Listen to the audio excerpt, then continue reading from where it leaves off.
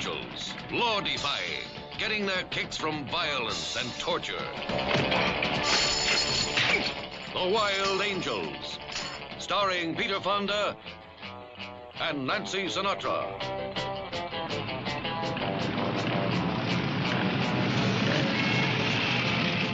In the Angel Gang, if you're one man's woman, you're his old lady. Well, because the way I used to be and all, you know. I just figured that you thought I... You talk too much. If you're a mama, you're every man's woman. All right, everybody. We race up to that end of the canyon. The first one gets Mama Monahan. I'm ready.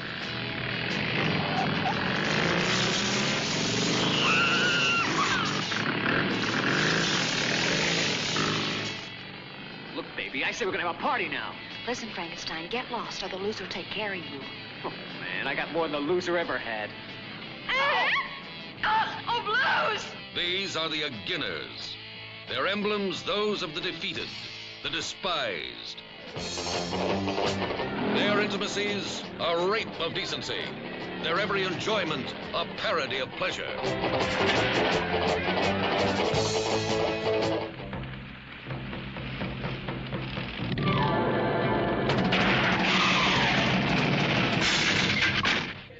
Yeah, we don't want nobody telling us what to do. We don't want nobody pushing us around. Just what is it that you want to do?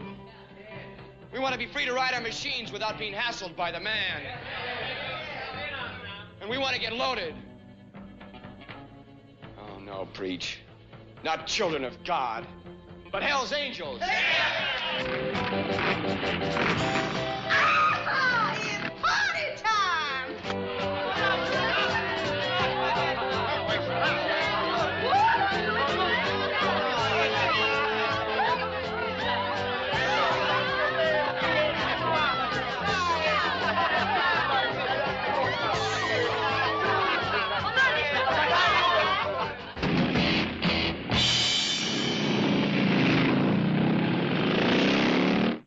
We watched a movie this week, and before we I have to put a prop on. Hold on for a second. I'll put my the movie is The Wild Angels with Peter Fonda and Nancy Sinatra and a bunch of other people that you've heard of. But let me put on my prop. I gotta take.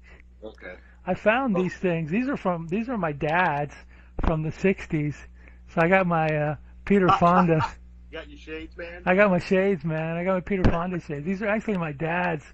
I can't see anything, but, you know, I mean, I'm not reading anything. I can kind of see you, but, you ride a bike? Yeah, no, I ride a 10-speed. I have a stationary bike I ride. Yeah, there you go. I still get hassled by the man. Yeah, hassle by the man. You got a license to ride that? You know, what, it's a stationary bike, yeah, but still, you know. Anyway. These are like from the 60s, these shades, so I gotta take care of them. They're classics. But at any rate, yeah, I think this movie, The Wild Angels. Oh, and by the way, like I always say, this is Destination Nightmare B-Movie Podcast. In case you didn't know, because you probably clicked the button and you know it's us, but if you didn't click the button and you think you're listening to something else, yeah, I think I saw this movie when I was a kid, believe it or not. I think when we moved to Florida, my dad just wanted to see action movies, you know. So I think we saw this movie in a theater, and I'm like, damn, that's like pretty crazy for 8 or 9 years old or whatever, you know. Or maybe at a drive-in. I'm not sure. This is a drive-in, but this is I've seen, like I said, I watched this about a year ago. This is a strange movie. Not much of a plot. No. You know. It could have been cut down to probably about a half-hour TV episode. Pretty much, yeah. You know, there's a lot of like pontificating, I guess is the word or whatever, and acting like jerks and you know, all that kind of stuff. But you know, this movie, like back in the day, made Corman like $7 or $8 million, which is a fortune in 1967 or 66 or whatever. So yeah, well, you got to remember back then people were a lot more straight-laced. I mean, you didn't curse on the street. If you wore dungarees, people were like, "What's wrong with you? Are you a criminal or a convict or something?" Yeah, pretty much. Yeah, and I mean, this isn't the first biker movie. They had that one with Marlon Brando, the Wild One, but this is like the first of the new generation. Yeah. This is, I was thinking, this is like a continuation of, like back in the 50s, you had hot rod gangs and, you know, all that crap. Yes. And this is a continuation of the, well, juvenile delinquent. And I don't know, these guys were pretty old to be juveniles, but, you know, they look like they were in their 20s, but. Same thing. Well, juvenile delinquents grow up. So. Yeah, right. And they made more violent ones than this, but this was the one that, you know, started the, I don't know if that's kind of the counterculture, or at least it made Peter Fonda like a cool, hip counterculture guy or whatever. And this, of course, begat, you know, like the Glory Stompers and Satan Say This, and then, of course, it culminated with Easy Rider, you know, pretty much, you know. So, you know, but it is what it is, you know. I mean, we were watching it for Nancy Sinatra, but she really didn't have much to do in this movie. Yeah, she was kind of sort of laid back, and her character was a bit lackluster. She just had that one scene where she goes in to like open the door for Bruce Dern in the hospital or whatever, pretending she's a sister or whatever. I mean, that was the only time she actually got to, you know, act. I mean, this movie does have people that went on to other things. I mean, Fonda, Nancy Sinatra, Bruce Dern, who became a big actor. His wife, Diane Ladd, who's also those two are. They were actually married. They were married, and their daughter is Laura Dern. Yes, Laura Dern. So who looks like her mother. Michael J. Pollard was in it. Pollard, yeah. Rather. And there were a couple of big players, like the guy who played Medic, who had the boat. I've seen him in countless Frank TV Maxwell, shows. the preacher. We saw him in a movie not that long ago. Yeah, he was usually in a lot of science fiction and military movies. He was a good authoritarian figure.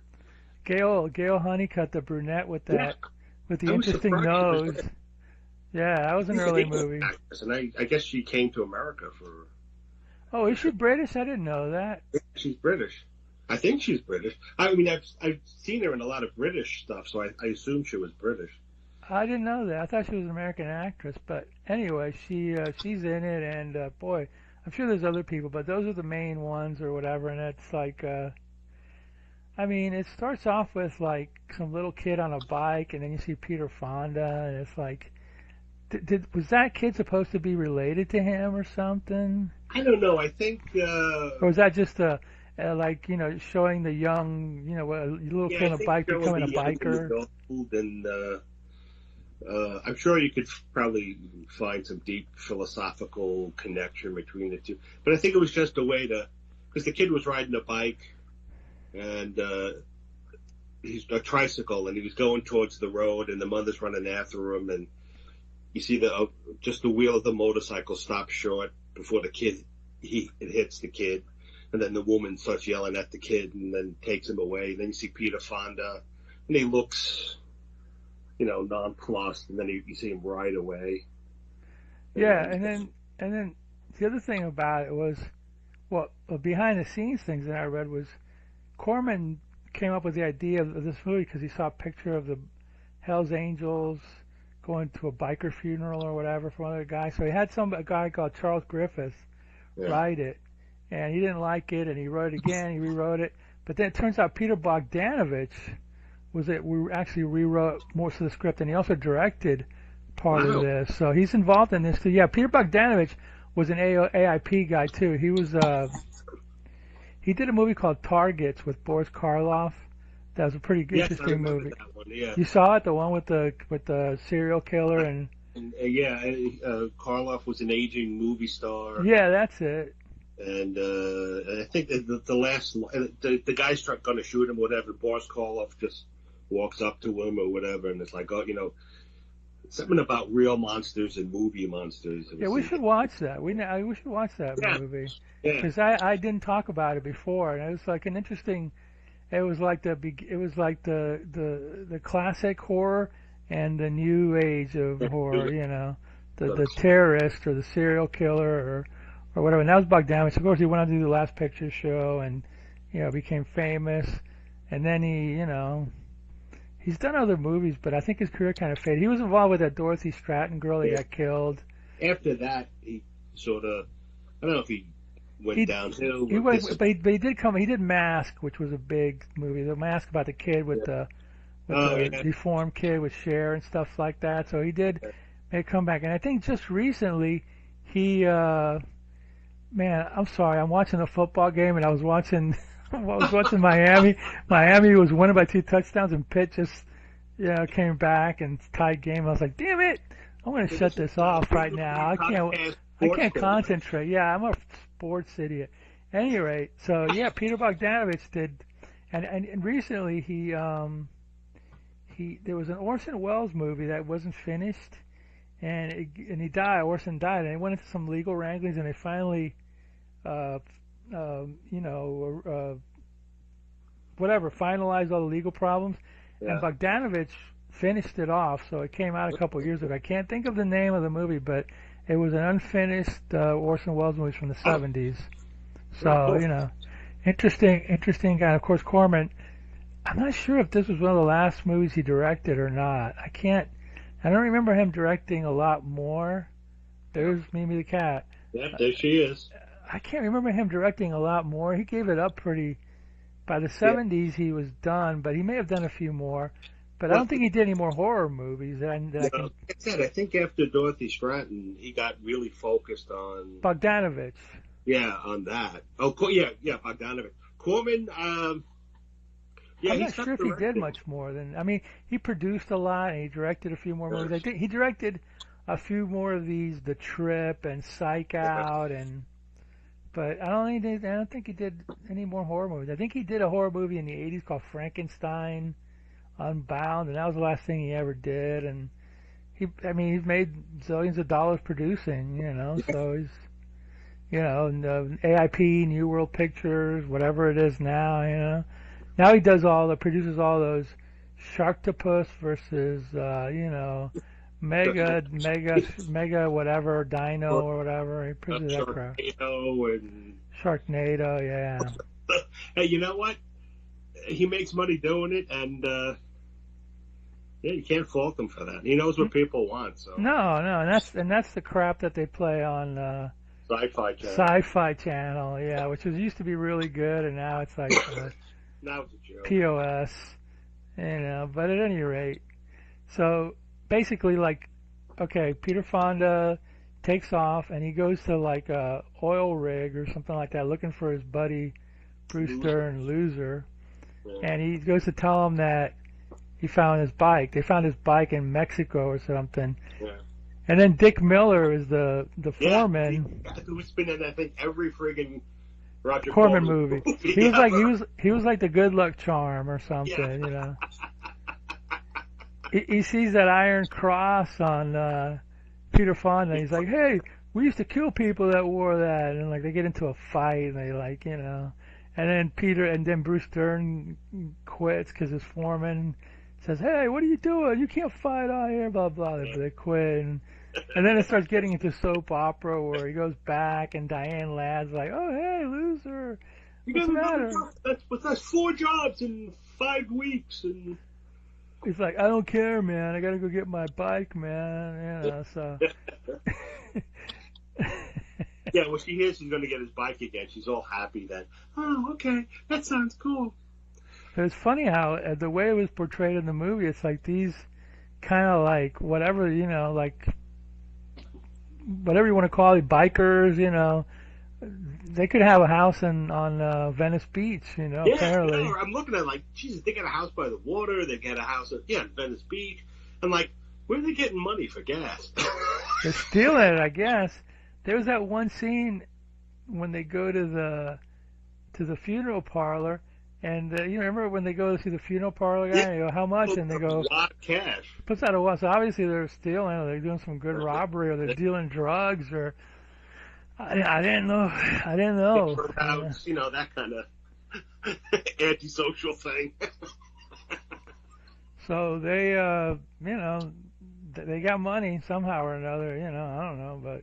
Anyway, so then they go to where Mecca, they call it, right, to get the bike. Yeah, they go to Mecca, and then the whole group of them, the men and women, and they go and they sort of find a place, and the cops are following them because they're suspicious, and then they find a place that's sort of like in the wilderness, and then a couple of the guys they're like setting up a camp or something, and then all the girls get off the bikes, and then a bunch of the motorcycle guys ride out to Mecca.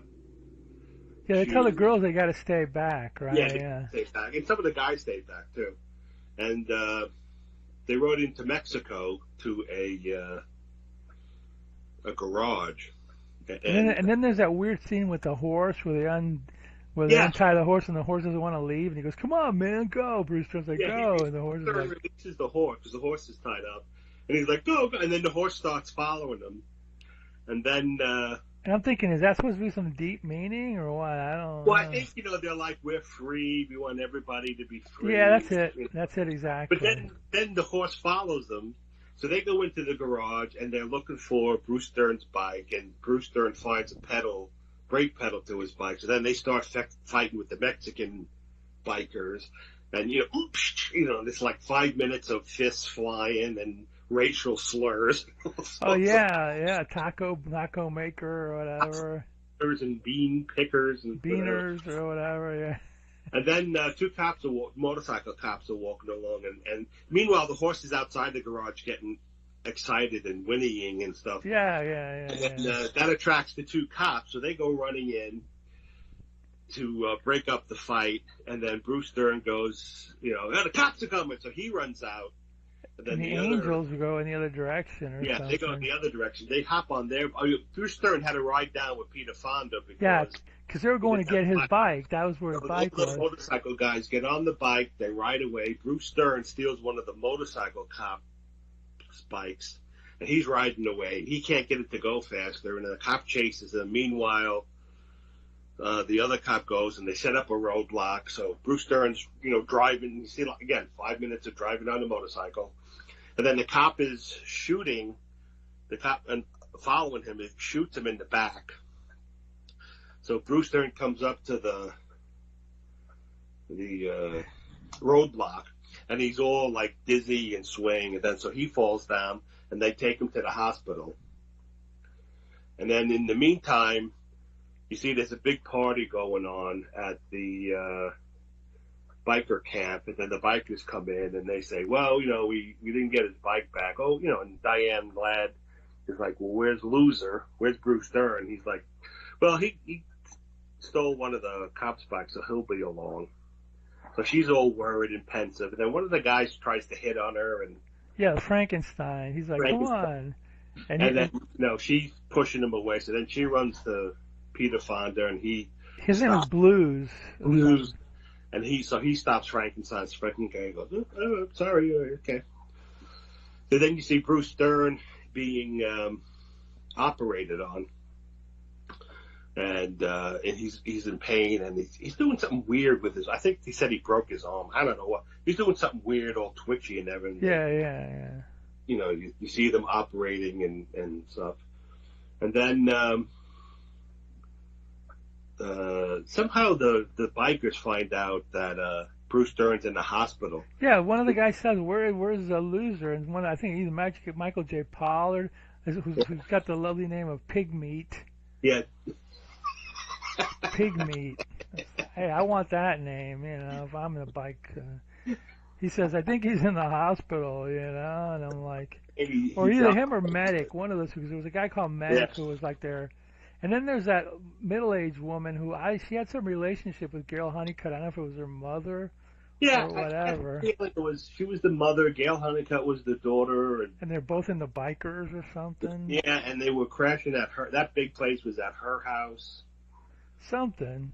It's something weird like her that. Her house with her beautiful swastika bedspread and...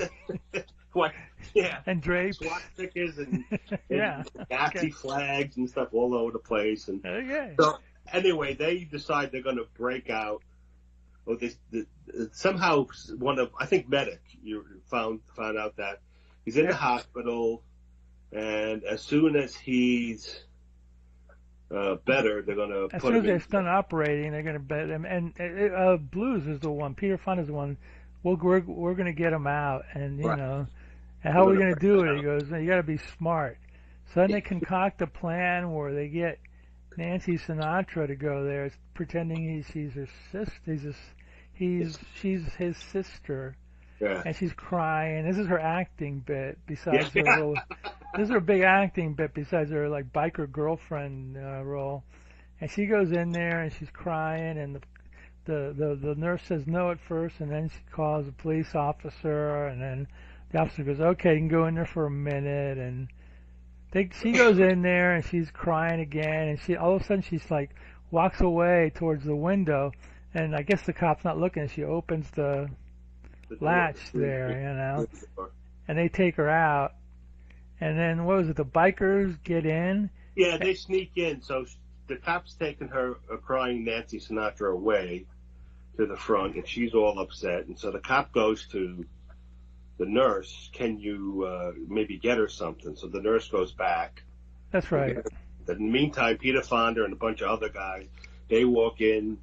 They pick up Bruce Dern, who starts moaning and groaning, and they're like, take the intravenous bottle, you know, because that's got to help him and stuff. So they start carrying him out, and the nurse hears the noise, so she walks in, and then the one guy that they had, one of the guys attacks her and knocks her out, and then he rips her clothes off. He punches her, he rips her clothes off, and then as they're taking Bruce Dern, Blues goes, hey, go get him, because he's, you know, no funny business, he's going to rape her or something. So they grab him, they take him back, and then on the way out, Nancy Sinatra stayed in the front. They pick her up, and then they're going. And Bruce Dern's like in bad shape because I think they dropped the IV or something like that. Yeah, it broke as they were loading them into the station wagon. So they take him over to Gail Honeycutt's Nazi room, and they're like, call medic, you know, and Bruce Dern's laying there, and he's like, he's sleeping, but then he wakes up, hey, you guys saved me, man. Wow. You broke me out. Wow, man. And it's like, he's like shaky. He's like, what do you want? He goes, oh, I want a joint, man. So one of the guys gives him a joint. He's like, yeah. He's like, his eyes bug out when he sees it. And I was like, yeah. So they're like, call medic, because he needs help. So the medic guy shows up there, and he looks at him, and he looks back at Blues, and he's like, he ain't gonna make it. Yeah. You know, meanwhile, Diane Ladd's all she does in the whole movie is like cry, whine, and then get raped. You know, she didn't have. Oh God. Or get chloroformed and raped or whatever. You know, but that's later. That's later. That's during the really special part of this movie. You know, so like he dies, and then that's when they all go to we got to bury him, and I was like, well, go to the funeral director and see what they can do, and the funeral guy's like a real smart ass guy, you know what I mean? Yeah. He's like, where'd you get this death certificate? From veterinarian? Yeah.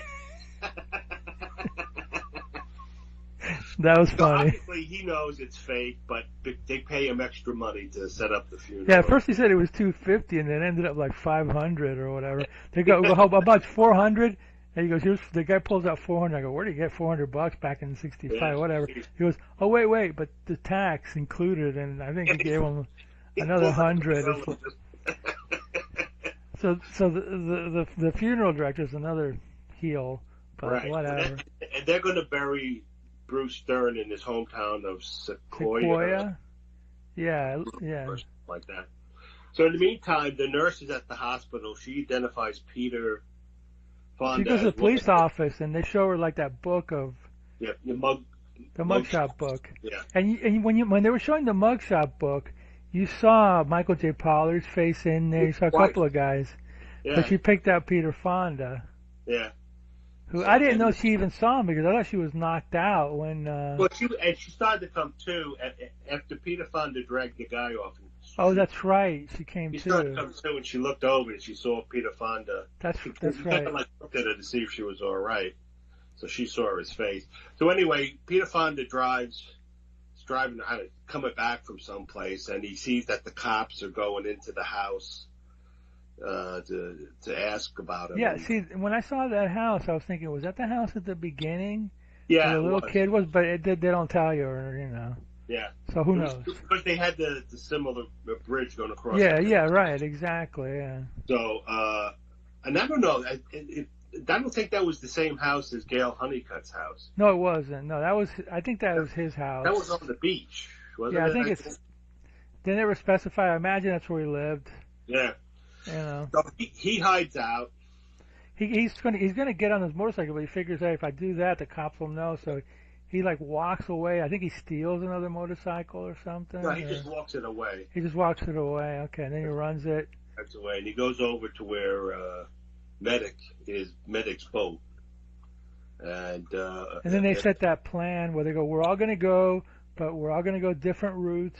And we're all going to act real nice and smile to the man. And they're going in 2s and 3s rather than one big group. Yeah, right. So not to attract attention. Even though you see a scene where they're going, where you see a shitload of bikers there. But I guess at some point all roads connected. I don't know. Yeah.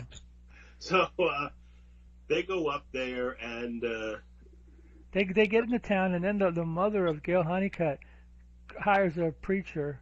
Yeah, and a church for a service. Right. Not the greatest move in the world, but you know that's where Frank Maxwell shows up. He's the preacher. So then they set up a service, and they're all sitting there like the bunch of slobs that they are. Yeah, and Bruce Dern is laying out in a coffin in his. He's got a beanie on or whatever. And I think it was an old time flight. Is that what it is? Okay. Cap that they used to, like a leather cap they used to wear in World War I or something. I don't know. And they draped a swastika flag. The Frank Maxwell, the preacher, comes in and he starts giving and he looks disgusted from the moment he comes in there. So he starts giving the standard sermon, and then Peter Fonda goes, "What is this, children of God? We're hell's angels." No. He starts giving the sermon, and then you hear a couple of people make some cracks, and then all of a sudden Peter Fonda shows up because he was late, and everybody's like, yeah, and then he sits down and he's giving the sermon. And Peter, like what you said, Peter Fonda's like, "What is this crap? Nobody did anything for loser," and the preacher's like, "Well, God gave him life and blah blah. Nobody did anything for him, blah blah blah blah." And he goes into the spiel. "We're the hell's angels," and blah, blah, blah, and you're done. I was like, and then they start tearing up the place, and they tie up the preacher, and they take Bruce Dern out of the coffin, and set him up with a cigarette in his mouth. And then Frankenstein, and there's some guy all throughout the film. You see, there's some guy he's sniffing something. I don't know what the hell it is. I thought he had some coke or something, but I don't know what it was. It made him mellow, so I don't know. Was it glue or at some point in the movie, I thought he said he got into a fight with a guy. I think he said something about, "I told you not to do horse," so I'm wondering if the guy was snorting heroin. I don't know. I missed it. I missed the connection there. But anyway, he's taking something to, knock himself out. Calm himself down or whatever. So. So there's this big orgy. They start breaking up the furniture, and they tie, like you said, they tie up the preacher. They put him in a coffin, and then Peter Fonda and Nancy Sinatra have sex, but you don't see it on screen. And then they get Diane Ladd and they give her some of the stuff and knock her out, and then several guys stand in line to rape her while she's unconscious. No. What happened was that Peter Fonda came in with Nancy Sinatra, and the whole thing started. And then I don't know, he got weird or whatever after he took the drugs, and then he went behind the coffin went behind the coffin with the middle-aged woman, with the girl's mother, and left Nancy Sinatra there. And then another biker walked up to Nancy Sinatra and he started making out with her or whatever, And then Peter Fonda came back and he didn't give a crap. He punched the guy, but he looked at her. He goes, "Yeah, whatever," So it was like, So then they grab the coffin, right, and they take off to bury him. And in the meantime, the preacher had his hands tied. Yeah, they break the whole church. Up. They break pews and bottles. So they dump the preacher out and they put Bruce Stern in the coffin and take it out. In the meantime, the preacher has a broken bottom, so he cuts his hands. And when they leave, he calls the cops. He reaches in, he calls the cops and stuff. So they do a slow procession through town. They finally get to the Sequoia Cemetery or whatever it was. As they're progressing, you see more and more people from the town showing up. So they get to the gravesite, and Nancy Sinatra says, somebody should say some words, and Peter Fonda goes, there are no words, and he motions them. So they start to get ready to lower the coffin into the ground. And in the meantime, outside the cemetery, or in the cemetery, a bunch of guys, and then one kid picks up a rock and throws it, and it hits one of the bikers. So they drop the coffin in the grave, and then the bikers are like, let's get him! And it's big, again, another fight. Fists flying and stuff. And then you hear the police sirens. And so then all the bikers jump on their bikes and drive away, and then and then it's just Peter Fonda, Nancy Sinatra, and the other guy. He says, "Get on the bike." He tells her to go with him. Yeah, to go and stuff. And she's like, "What? Are you coming with us?" Yeah, he said, "No, there's no place to go." That's no place to go. Yeah.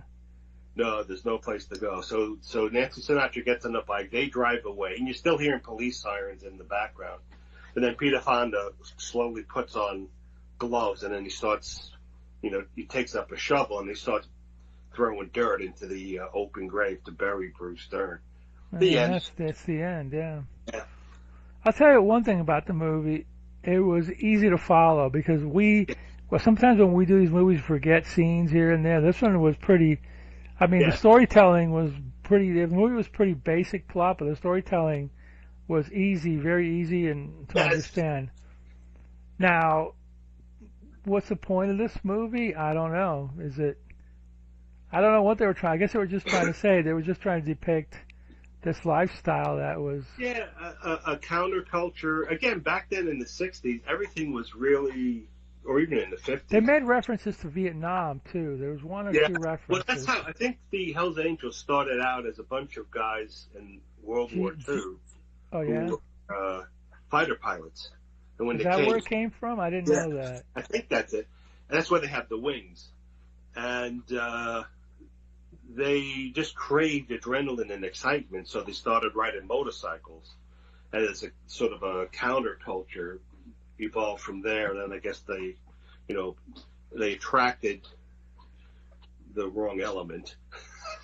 And they totally turned to like outlaws and outlaw bikers and stuff. So I think, because now this it was kind of tame compared to what you see now, but back then this was like, oh yeah, to people who didn't weren't experienced in it. I can remember as a kid growing up in Brooklyn, there were a couple of guys who had motorcycles. Sure. They would keep them in the areaway or the little fenced-in area next to the stoop of the apartment building, and they were scary only because they had a motorcycle. They were scary. And there was one guy, he did some petty crimes. And he disappeared for a couple of years. It turns out he tried to steal something, and he went to court, and they said, you're either going to go to jail or you go into the army. So he went into the army for like 3 years. He came back, and he had his motorcycle, and he was like, I think in his like 21, 22, 23 when he came back. But, he had a bike and a leather jacket, and we were all terrified of him, all the kids. And he didn't really do anything. He just, walked around, smoked cigarettes. Every once in a while, you see him drinking a beer. But, he was a biker. There was no gangs. It's just him and his motorcycle. But you were terrified of this stuff, because everything else was so rigid, and you had to, Well, I remember when I was a kid, there was a pizza place in where I lived, and I remember my parents going, there was a drive-in, you drove in and you got it, you ate it, and you took it home or whatever. And I remember going there one time, and a bunch of guys with motorcycles came in. They didn't do anything, but we were just sitting there, and they came by, they got their pizzas or whatever. But I'll tell you one thing, though. Back in 65 or 4, when I was a real little kid, when I lived in Queens, one night, me and my grandparents went to White Castle, and we went there to eat. And so we're sitting at the, at the, what do they call the stools? Remember those seats that revolved? Yeah. Yeah, those things. Stools. Yeah, whatever. Yeah. We're sitting there eating. There's another guy there and a couple other people. And all of a sudden the door breaks open and it was a gang of whatever. And it was like, all right, I want to count to 10. At 10, we're going to rumble. And me and my grandparents ran out of there, the back entrance or whatever, So yeah, I did see that when I was a kid. But Jeez Louise, that wasn't that bad. That was in Queens, that was in Woodside, so yeah. It was a bad night, I have the impression that maybe one of the guys that was sitting there might have been a rival, and they tracked them down or whatever. But that was my, they weren't bikers, but they were definitely gangs. They had jackets and stuff. So I'm like, okay, It wasn't the Warriors, was it? Yeah, Warriors come out to play. No, they didn't have funny makeup on or anything. They just looked like greasers or something. From what I remember, you're talking 60 years ago almost, maybe. I don't know. From what I remember, so yeah, I did see some of that. But I mean, I've known people that were involved with bikers, and they're rough. I mean, I wouldn't want to be. Yeah, they were a rough crowd, and but the thing is, it was. Even if you wore a leather jacket, you were considered a rough customer, and so it was. And so this movie back then was probably very shocking to people. Sure was. Yeah. Even though, like I said, the Marlon Brando thing, the Wild Ones was in the 50s, and that was pretty shocking then. But Corman, of course, knew how to hit nerves, and he hit one, Right. I mean, this became a thing for a while. Yeah, there was I think for 10 years or so, there was a lot of outlaw biker movies. And then what happened after that? I won't call them biker movies, but in a sense they were. Some of those Mad Max Into the World movies, they had weird biker gangs in them. Those are the ones that Mal loved, whatever, Outlaws 2030 or whatever, it was Those apocalyptic biker gang. Yeah, right, because Mad Max had a bike, didn't he? When he rode a motorcycle, the Road Warrior and all that, or he had a car. No, he had a car that looked like. Car, yeah. But he was a police officer, and he, there was some of that going on there or whatever. But yeah, they really glamorized. Yeah, this stuff. I like this genre though. I mean, the Glory Stompers with Dennis Hopper, that was really good. Supposedly, Dennis Hopper at that point when he did the Glory Stompers '67, he had been blacklisted from Hollywood because he was such a psycho, and they hired him to make this movie, and apparently he gave the director such a hard time. The director had a stroke or something, and they had to finish it. Yeah, he was a real. And of course, Peter Fonda and Dennis Hopper ended up, with Easy Rider, Do you remember there's a bunch of Billy Jack movies? I forget. God, my favorite one is called The Born Losers. That was the one before he became the protector of the innocent. He was just a guy from Nam who came back, and he was involved, and he was just riding around, and some girl got kidnapped by a biker gang, and he went to save her. That's a good one. It's called The Born Losers. It's with Tom Laughlin, who was it's Tom Laughlin. Yeah.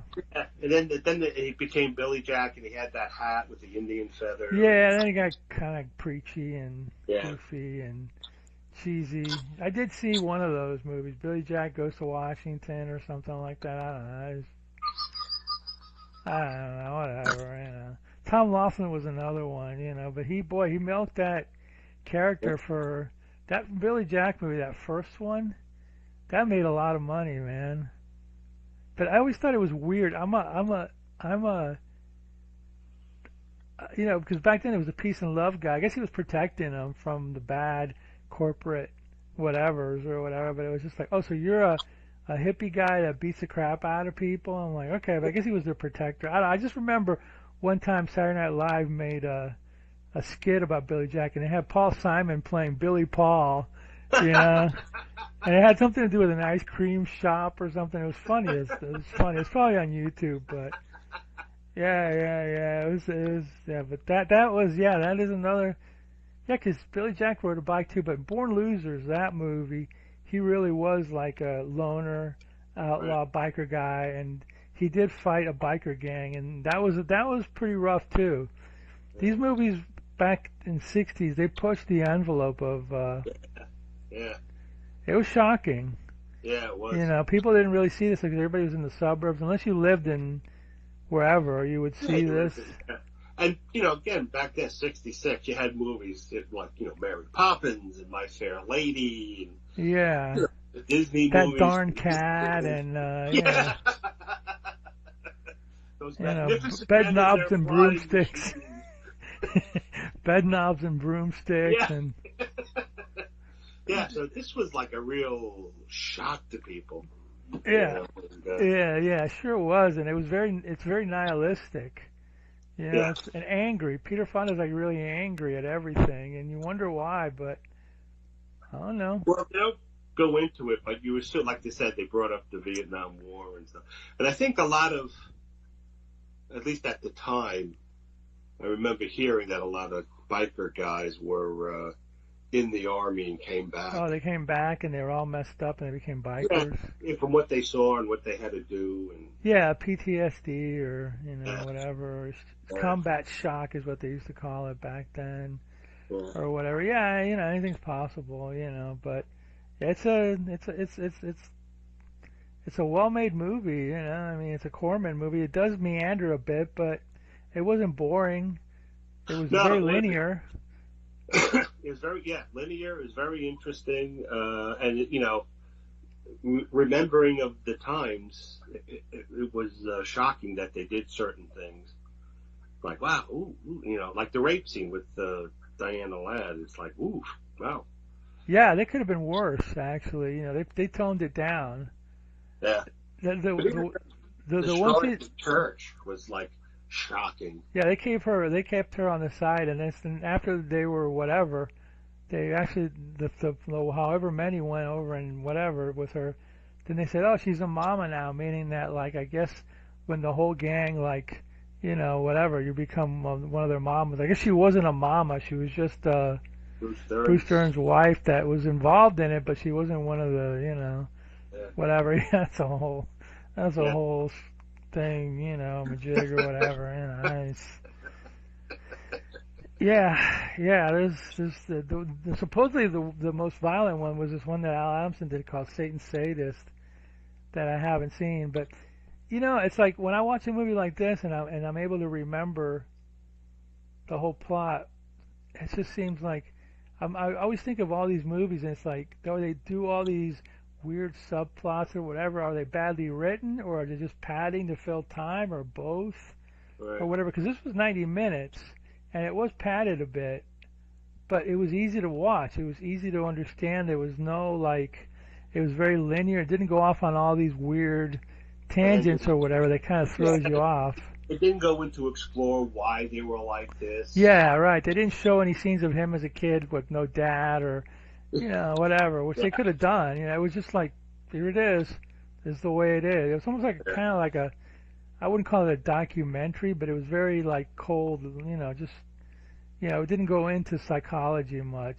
Yeah. You know, but you figure, you know, like whatever with juvenile delinquent, bad parents, drugs, war. Yeah. It doesn't matter how they all got there. They're there now. Or just being like a you know, like kids in school, you know, jerky kids, you know, whatever, they want to violent or whatever, you know, so, but, yeah, you know, I enjoyed it. I mean, I don't stand by it. I was kind of like, that scene where they tear up the church, I was kind of like, God, what a bunch of a-holes, you know what I mean, but, you know, it was hard to root for these guys, let's put it that way. It was one of those movies where there's not many to root for, you know what I mean? You know, so. Well, you know, again, up until the church orgy. I mean, you could almost see their point because they're just riding around and the police are just following them and not really hassling them. But you're like, all right, well, maybe you're bringing some of this on yourself by your attitude or. Yeah, or but then doing the church scene with the orgy and stuff, you're like, yeah, these guys are bad and there's no there's no remorse. At first, like you said, you think, well, maybe, but nah. Yeah, these guys are a bunch of hoodlums. I think they used to call them or whatever, Hoodlums. Thugs. Yeah. After this, Corman did The Trip, which was an acid movie. Yeah. Psych Out, which I think Jack Nicholson started coming into these movies, was another drug movie. He got into the drug movies. Yeah. There was also like Hell's Angels on Wheels. They did a few of them, but they had. I watched one of them. I can't think of which one it was, but it was one of those Hell's Angels, Devil's Angels, or whatever. But I think John Cassavetes, of all people, was the lead, and Penny Marshall was one of the biker women. I go, Penny Marshall was in a biker movie? That's like crazy. You see all these people that went on to become big stars or whatever doing these things, but I guess that's how they got their start through Corman. A lot of these guys, they owe their careers to Corman. Peter Fonda, Jack Nicholson, Dennis Hopper. Yeah. He had a good eye for talent. Yeah. He had good people. That's the thing. That's the thing. If you want to succeed, you have to be talented and you have to be competent. But you have to get good people around you. Yeah, exactly. And that is a talent. And if you're Roger Corman, you have to be a cheap bastard too. Yeah, that too. Yeah, I've heard. He give you a chunk of money, and you go back to him. We need more money. He goes, you know what? You're a good director. You'll find a way to film around. Yeah, I read that. I read that too. Some director went back and said, we need more money, and he says, no, you got to figure it out. Yeah, that's it. Which kind of works because then you got to be creative in how you do things and what you. It's like, all right, we can't do this. We don't have special effects. So how are we going to show the monster and make it scary? Well, we'll put him in shadow and stuff. Exactly. Put him in shadow. Whatever. Figure it out because that is the difference between filmmaking of yesteryear and filmmaking of today. Today, it's like get a computer to animate it. Yeah, and back then they had to figure out how to build something, or to animate something, or to show shadows, or to do it in a way that it's cost effective, but it's effective. Yeah. Now That's it's just how like a lot of film noir movies came about because they had cheap sets. They didn't have a lot of lighting and stuff. So they came up with that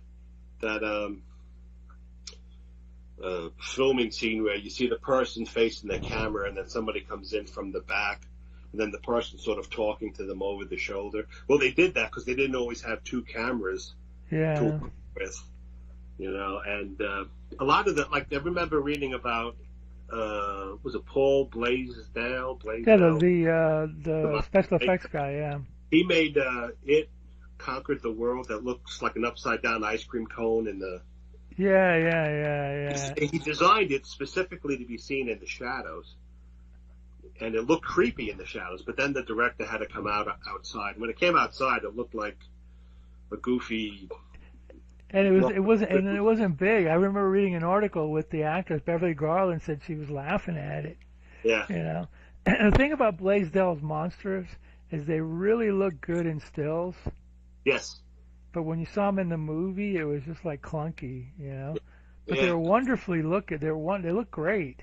Yeah. But with the right kind of lighting and a lot of mood lighting. That's what you get with a lot of the early Universal movies too. A lot of mood lighting, and a lot of times they devised the set to feel claustrophobic. Oh yeah. Or so open you couldn't escape, and you saw things coming, and So, and Roger Corman was good at that. Finding people who had the talent to do that. I mean, his people did some clunkers along the way, but if it was a clunker, it always had something funny or cool about it. And I mean, it was a cheap movie. There's always a couple of scenes or some actors or something that made the movie memorable. Yeah. You know, so it wasn't a total like, you know, bore fest or a total. You know, it was like the Little Shop of Horrors. You know, they had that monster. It was a cheap movie, but they had that memorable monster that goes, "Feed me," you know, and kids remember that. And they remember it fondly. So they had a knack for coming up with interesting little gimmicks or whatever to. I mean, yeah, some of them are really like some of the '50s ones are really tough to get through. You know what I mean? It's like Monster from the Ocean Floor, which isn't that bad, but it's like, you know, Creature from the Haunted Sea. It's like, really? Oh my God, that was terrible. Really? You know, and others, you know, that's really bad. But you watch them and you can see that they know they're bad, and they're doing like with Creature from the Haunted Sea. They had that guy, that actor, I can't think of his name right now, who was doing a Bogart imitation. You know, so you watch it and you go, oh, he's doing a bogey. Okay, all right, whatever. You know, kind of funny. The other thing about those movies was that they sold them with a poster. They had the greatest illustrators doing these beautiful posters, and they go, here's the movie. Oh yeah, I'll book that. And people would see the preview. I mean, not a preview. They would see the poster and go, oh, we got to go see that. And then when you get to the movie, they're like laughing at it, you know. Ridiculous. Yeah, that was great. You'd see the movie advertised. You'd have the poster. Then he would have stills from the movie in that glossy black and white or color.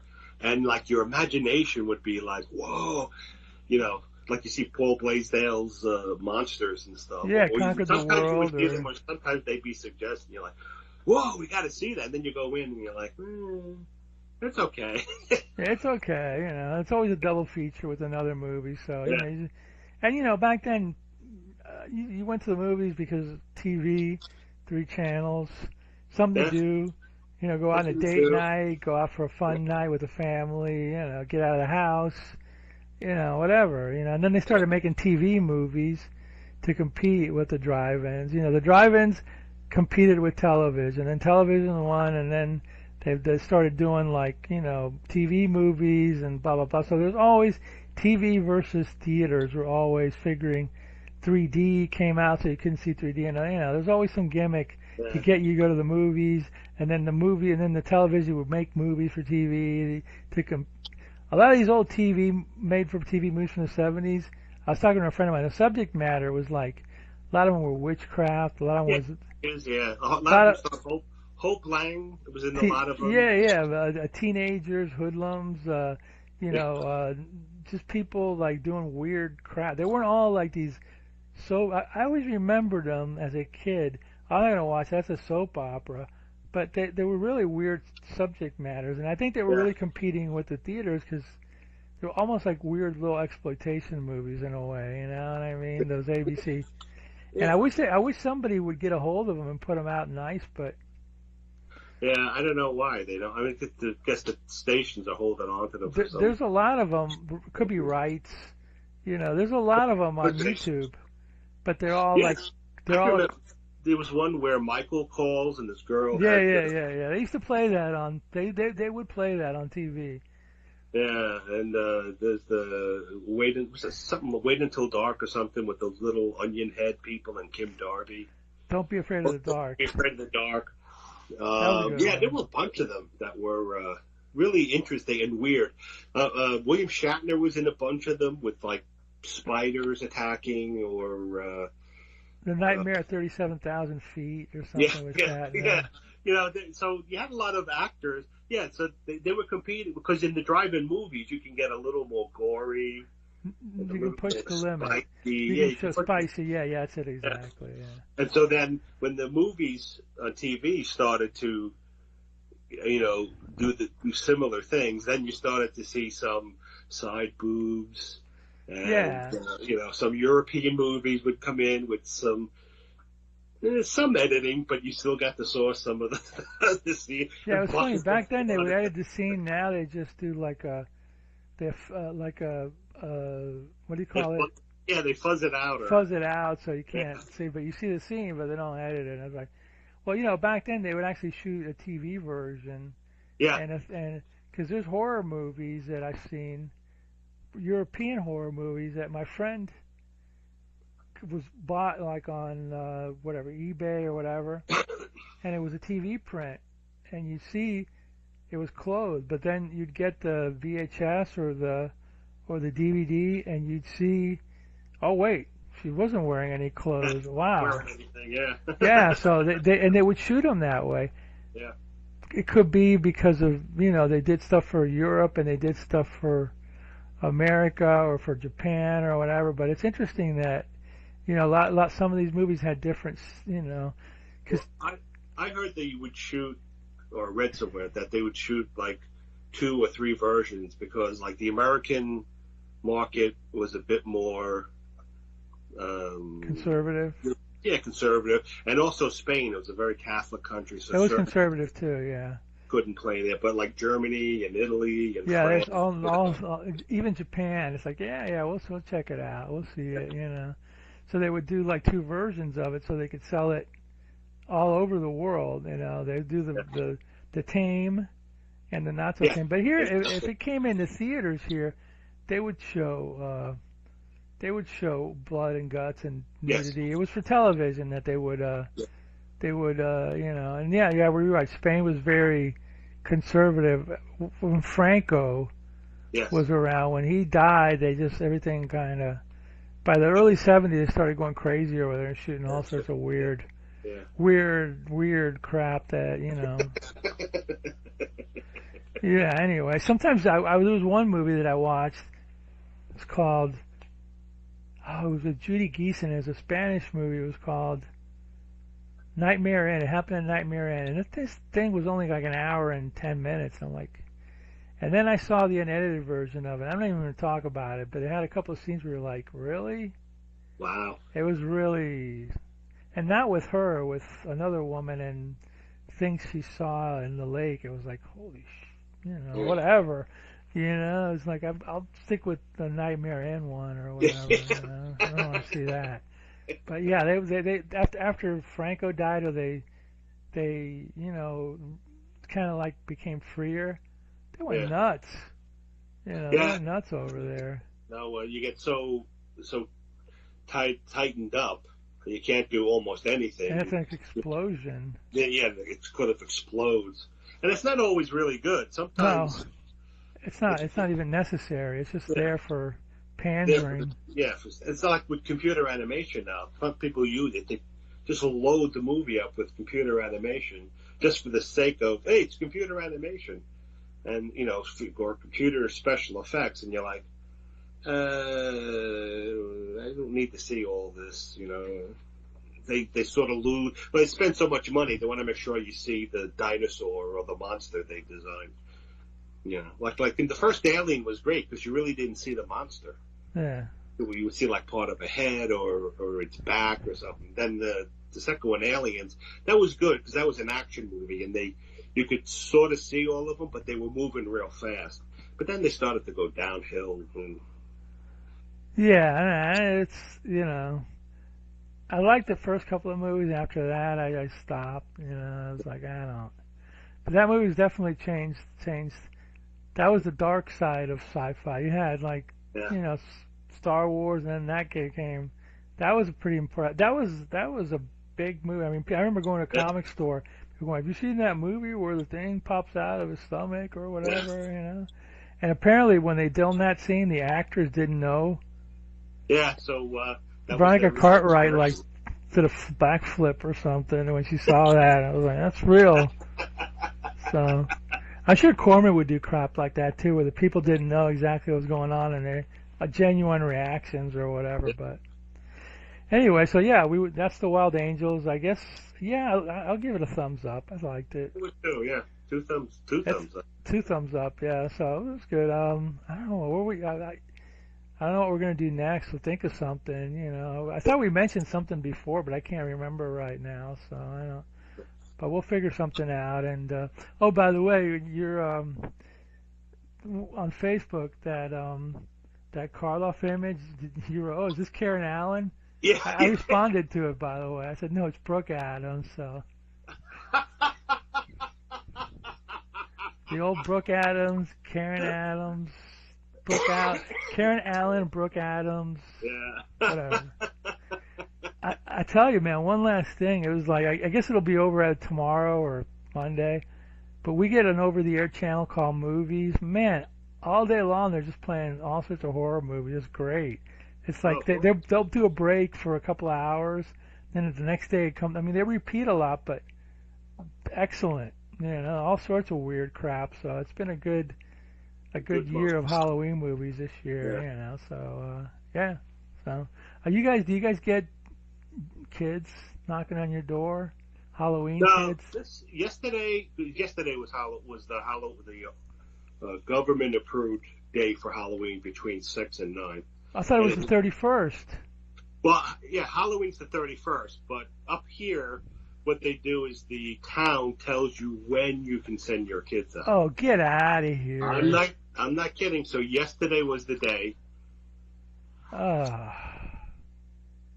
And yesterday, and the hours. They post what hours you can go out. You gotta be kidding me! I was surprised when I moved up here. I'm like, what do you mean?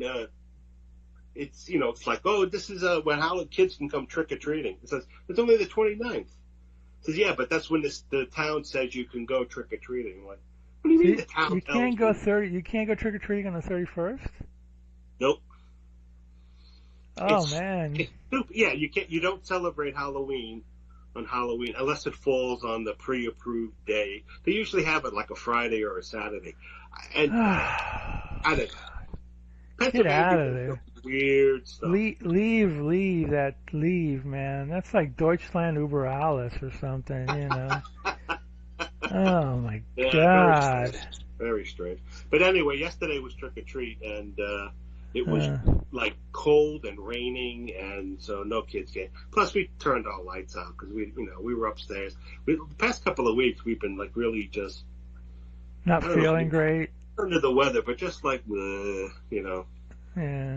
So. I was feeling that way yesterday. Yeah. And I've been kind of feeling, like that a little bit. And then just something popped into my head. I swear to God, and it said to me, "Okay, you've reached your limit of feeling that way. That's it." Yeah, that's it. So I just said, "What the f?" F it. So that's my motto for today. F it. Me and the Wild Angels. It's like that's whatever. It, the man's not going to keep me down. The man's not going to keep me down, or whoever it is, not going to keep me down. I'm going to get on my 10 speed, and I'm like going to do whatever the hell I want. I'm going to wear my aviator glasses, which I can't really see, which I can't see through because I have glasses. But whatever happens, happens. I don't know. But, living life on the edge. Yeah, la vida loca.